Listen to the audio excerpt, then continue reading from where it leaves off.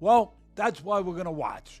That's why we're going to watch, and that's why we're talking about it, because it is intriguing to see. And it's not just the physical. It's not just what happens being away 5 years. You know, your timing, your speed, your reflexes, all of those things that can get dissipated. But it's this. You're not a fighter for 5 years. You stop being a beast. You stop being these guys are animals. These UFC guys. I mean, I say that in nothing but the best way, in a good way. And I know it's hard to call someone an animal and say that you're saying it in a very positive and respect. But I am. I mean, and part of being that animal, but you have to be that, is the mentality. The hunger, the thirst for that, the blood, that you gotta be that, and you don't get the thirst for the blood no more. I mean, it's different. You're a vegan now. I'm not saying McGregor's a vegan, but you know what I mean. You're not that. You stop being that guy for 5 years, living a different life outside. We know about all the stories about he's living a fast life and how that can impact you too, not only physically, but mentally. Again. Official weight, 170.5.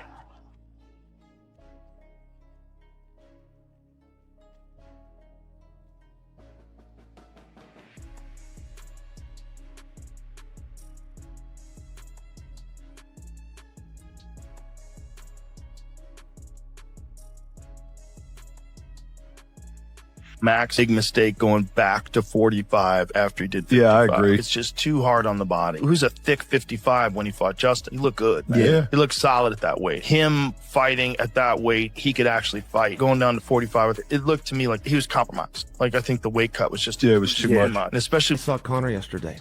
Okay, I was going to ask you. You Now, interviewed Conor. Conor's not interviewing Bashcast. with anybody. He gives you interviews, and Ian Parker actually lined that up. I got to be part of it. First off, Ariel, we're in a room that's kind of like this in terms of lighting, but it's 108 degrees outside. So when Conor comes in and he opens the door, I swear to goodness there was this glow that walks around him. And no one knows when he's going to come. That's the other thing. You set a time with Conor, and then you stick around for Conor. So he pulls this door open, and it's his power team. I mean, they are moving. They're moving fast. He's dressed like $1 million. He's got this glow, and then somehow a microphone just like appeared in his hand. I don't know if they gave it to him outside. So he comes in, and he starts addressing the audience. He doesn't know if we're live. He doesn't know what we're doing. He comes in, he takes over this whole thing. They're giving him the pop. You know, he's like, "What's up, Vegas? Are you enjoying Vegas?" You know, all the Oh, it's in front of a live crowd. Yes. Okay, wow. They go crazy. Ariel, this guy's huge. I get up and give him the bro hug. First off, he's as hard as a rock. And secondly, I'm looking at him, I said, "Conor, I fought middleweights my whole life. I didn't fight anybody smaller than you." He said, "Chael, I don't want to talk about my weight." This was a surprise answer. He said, "I'm going to keep my weight close, but I will tell you for the first time ever, I got to pull down to 170. And if I was to guess, I mean, he's closer to 180 than he is 170. Could that be relevant in the fight? Yeah, maybe. If he got on top of Max, he would hold Max. He held him the first time, and now he's a bigger, stronger guy. It is a piece of this that the bettors, the odds makers, that nobody knew. It's a piece. Absolutely. There's the other part about Max. We had his nutritionist, Tyler Minton, on the program yesterday. I think Max will probably come in at like 168. Yep. I don't think he'll hit the 170 limit. 171. Yep. He doesn't, yeah, because non-title fight. He's not a 170 pounder, right? Conor said he's never been hit by a welterweight before, but is Conor a true welterweight? There's a difference between being hit by Jack Della and being hit by Conor, in my opinion. Yes. Conor's a 155er who's fighting at welterweight. Yes. There's a difference, right? This was tested in some ways. Rico maintained. Rico said 9 out of 10 times, straight up striking. Alex Pereira, Ciryl gone. Ciryl would win. I said, why? He said he's bigger. I said, no, he's not. They weigh the same. They're separated by like 3 pounds. He said, no, they're not. Growing to a heavyweight as opposed, he said, you don't understand the bone density. You don't understand. I mean, Rico called this so perfectly, and I only shared, like, to your point, yes, you're right, and that would be a recent... I believe what people are seeing in Conor yesterday in the media, and they'll continue to see as the week progresses, this level of sort of calm confidence is the result of what he's done the last 6 months. And I always had that joke saying that I could give the best Rocky speech to a fighter, not just Conor, you know, the night before a fight, but he has to go to bed and listen to himself, and you can't lie to yourself, and you'll start scratching away at your confidence saying, I didn't eat right all the time, and I missed those few sessions. And I can't tell you did them if you didn't. So true confidence is only born through hard work, and he really has done it the right way the last 6 months. And that's why you're going to see him and us all enjoying this week and being very, calm, like I said, and looking forward to Saturday night. And it will be spectacular, and it will be great because I know how he's trained. I would say this last 6 months training and how he's approached it might be the hardest and most dedicated 6 months he's done since I've known him. I don't say that lightly. Wow. Even Aldo, Aldo. Just that the way he has been the last 6 months has been different. Okay. It really has. And y'all can say what you like, but you'll see. I believe you will see the result of that work. Sorry. I can't wait. I see he got 2 belts. I guess he's fighting for belts come Saturday night, so I can't wait to take those pretty belts off his hands. You didn't lay a glove on me last time. You're not going to lay a glove on me this time. This is a different animal coming back. I've got a lot to prove here. And who am I proving it to? To myself. So you're up against it. I touched your face quite a lot last time. And even the heck, if we talking about drops, I dropped your ass with a high kick. You're not that fighter no more. You're not that guy who's getting in a cage and has to have a certain mentality. To use the great Marvin Hagler's quote, you've been sleeping in silk sheets. It's hard to get up at 5 a.m. and do road work when you've been sleeping in silk sheets. Oh, the great Marvin Hagler. So that's what he's combating. And he's combating a hell of a fighter. But the other side, there's always a but. There's always another side. And that's what I feel proud about what we do. We try to really cover all the sides, all the dimensions. Do as I said years ago, do a real CAT scan, a real X-ray of everything. And the other side to it is that Holloway, you think it's a positive, but he's been active. He's been with all these beasts. There are miles on that odometer. Been a lot of tough fights. You don't know when that breaks down, when that gets old, when the guy gets old suddenly. Remember the old-time trainers used to say that the guy gets in the ring and you've been around a long time and all of a sudden he gets old right there. So, look, I think that there's got to be navigation going on mentally, that you got to have a plan. I think part of it is the bulk, the physicality, that, he's Conor McGregor is capturing attention once more, and this time the buzz surrounding him seems far more substantive than mere promotional theatrics. With a showdown against Max Holloway on the horizon, McGregor has delivered pointed statements that carry weight and purpose, effectively reigniting a rivalry that has simmered beneath the surface for years. Both men have accumulated vast amounts of cage experience since their first encounter, meaning their next meeting represents far more than a simple display of technical prowess. This clash offers each fighter a chance to solidify their legacy and carve out a permanent place in the sport's historical narrative. Number 2, get him in boxing range and just fucking put in the work on him. Just outwork him, right? Just outwork him. So, with all that being said, the notorious one, taking on Max Holloway. At 170, by the way, which I don't think is going to play... if Conor McGregor was a grappler like Charles Oliveira, I'm like, I'm not a big fan of 170, but he's not. Is he going to have the power? Maybe. But at the same time, as the fight goes on, the power's going to dwindle. So if Max can just withstand a couple shots, he should be good. How does Max Holloway feel at 170? He shouldn't have to cut any weight. He should be able to walk in as natural as possible. His body shouldn't have to go through a massive weight cut to make 155, near damn 145. Neither does Conor McGregor. So I'm not really concerned about it being at 170. I think it's just, these guys are fighting their natural weight. But with all that being said, I'm going to have to go with the blessed one, Max Holloway. He's just been active, even though it's been ups and downs.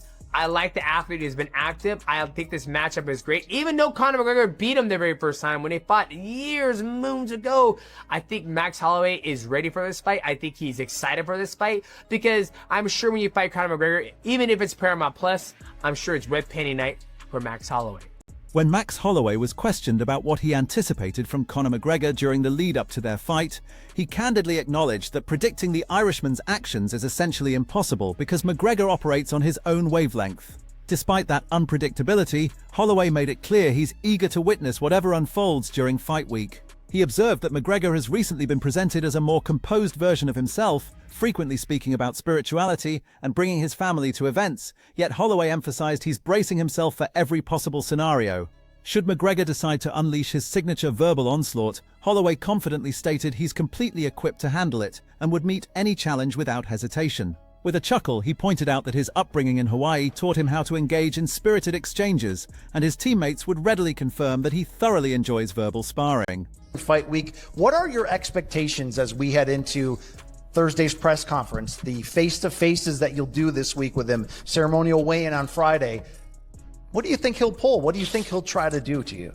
I don't know. We see what happens. I'm excited because by everything that you're seeing, he looks like a changed man. He found God. He's talking about bringing his fights to his kids to the fights, to the very first fight. So I'm excited. I want to see, But if he's ready to tangle and see, the man got the gift of gab and he want to talk some shit, I welcome it, man. I'm from Waianae, Hawaii. Yeah, ask any of my teammates. Ask that guy right there. He gets it the most in the shit talking. So at the end of the day, it'd be fun.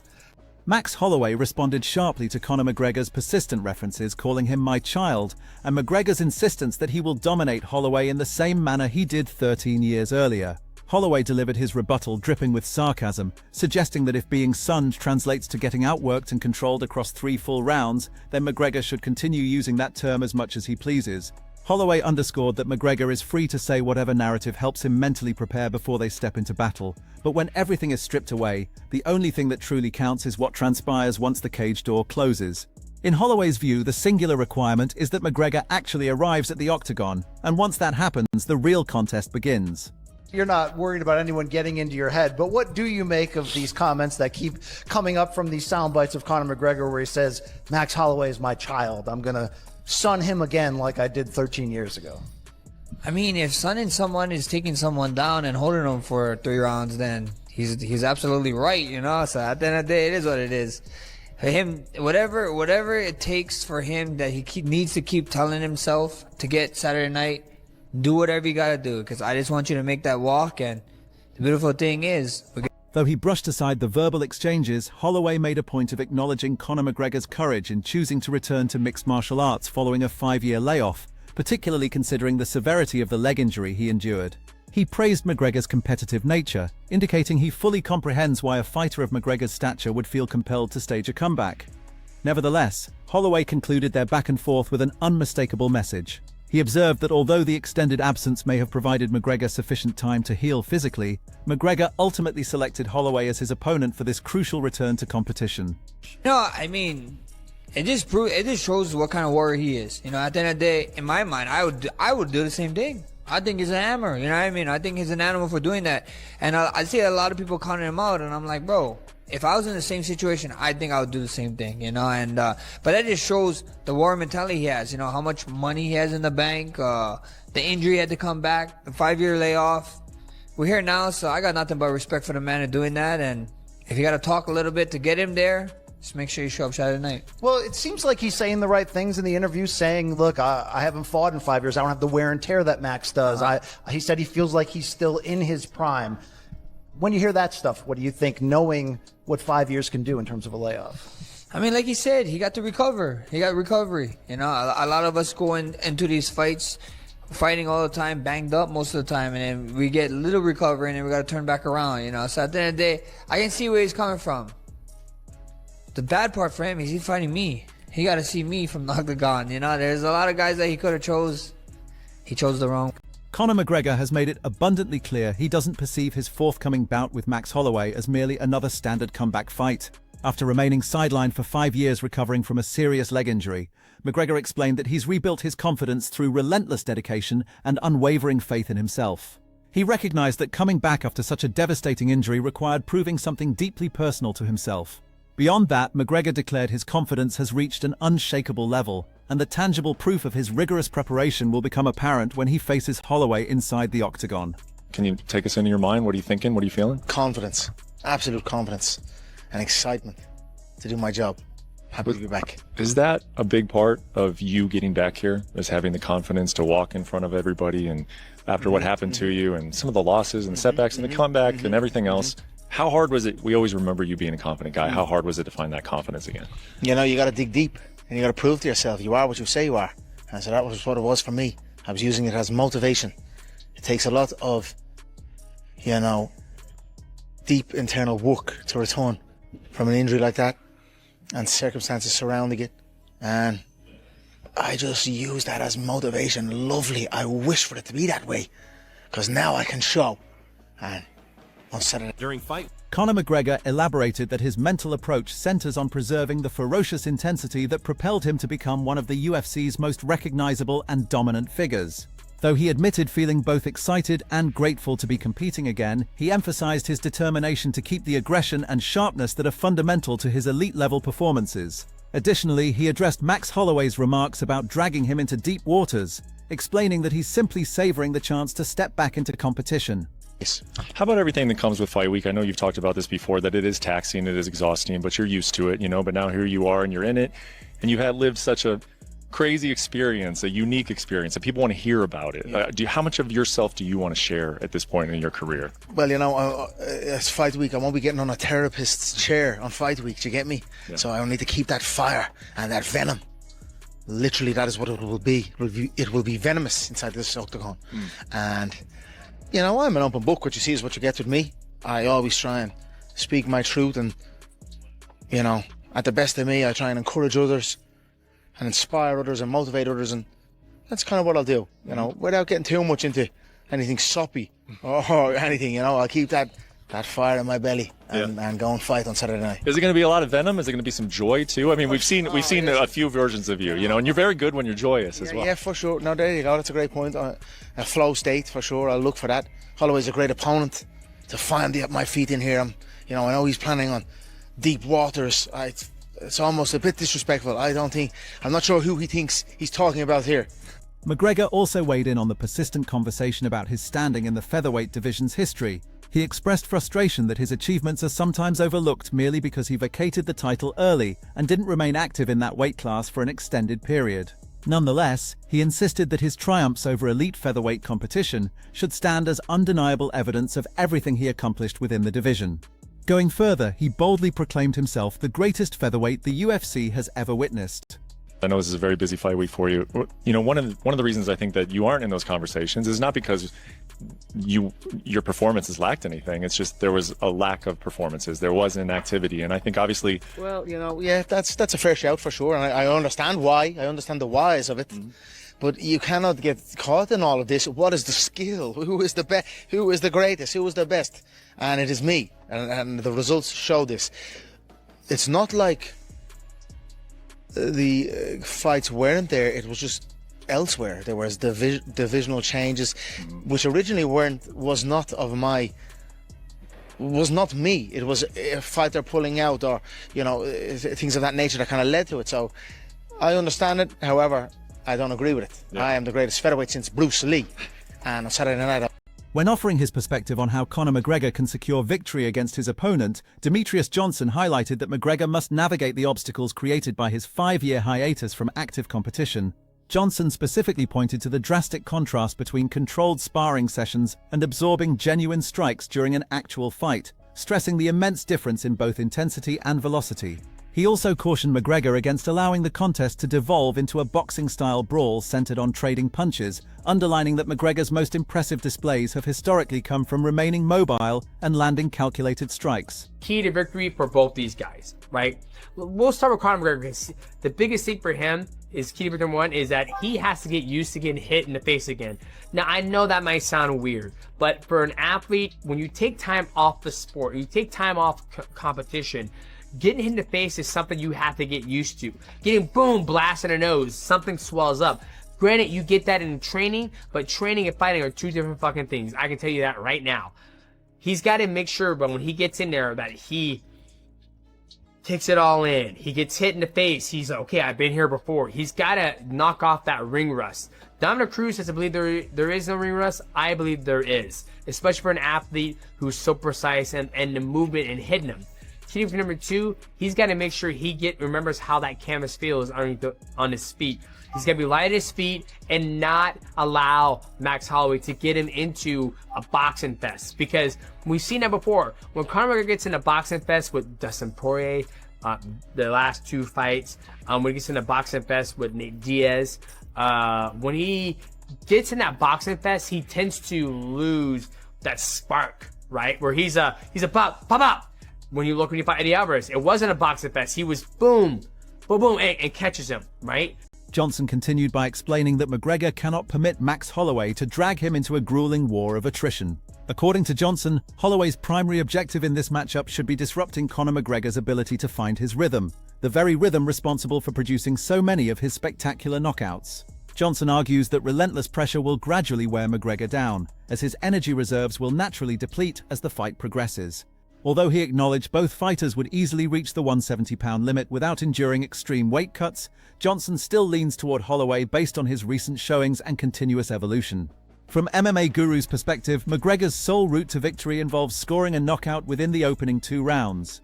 This assessment stems from Max Holloway's extensive track record against elite competition and his well-documented toughness.